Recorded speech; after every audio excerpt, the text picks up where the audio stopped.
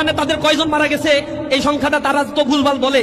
প্রথমে বলছে 52, এরপরে বলছে 150, এরপরে আবার 88, তারপরে বলছে 800, এরপরে কেউ কেউ ভুল করে বলছে সহস্রাধিক। আমি হিসাব কিতাব করে দেখলাম যা তারা বলে এই কয়জন আসলে জুলাই অভ্যুত্থানে শহীদও হয় নাই। সুপ্রিয় দর্শক, ছাত্রদল এবং বিএনপির বাটফারে যে কি পরিমাণ তারা করতেছে, তারা কি চায়, মূলত তারা জুলাইকে বিক্রি করে, যেমন 71কে বিক্রি করে একটি দল কে ছিল, তারা এখন জুলাইকে বিক্রি করা আরম্ভ করছে।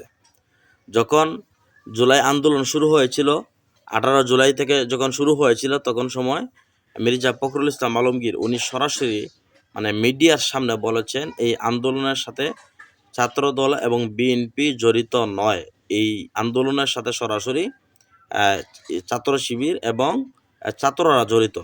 পরিশেষে যখন জুলাই আন্দোলনে বাংলাদেশ সফল হয়েছে, তখন সময় তারা বিভিন্ন ধরনের মিথ্যা বানোয়াট অজুহাত এবং মিথ্যা যেই লিস্ট তাদের দলের, নাকি কেউ বলতেছেন 150, কেউ বলতেছেন 200, কেউ 300, 400 এরকম তারা যেই ডেটা অনলাইনে আপলোড করেছিলেন, পরিশেষে যখন এটা রিসার্চ করে দেখলেন যে তাদের এই ডেটা এটা মিথ্যা ডেটা, পরিশেষে তারা এই ডেটাকে আবার ডিলিট করে দিয়েছেন।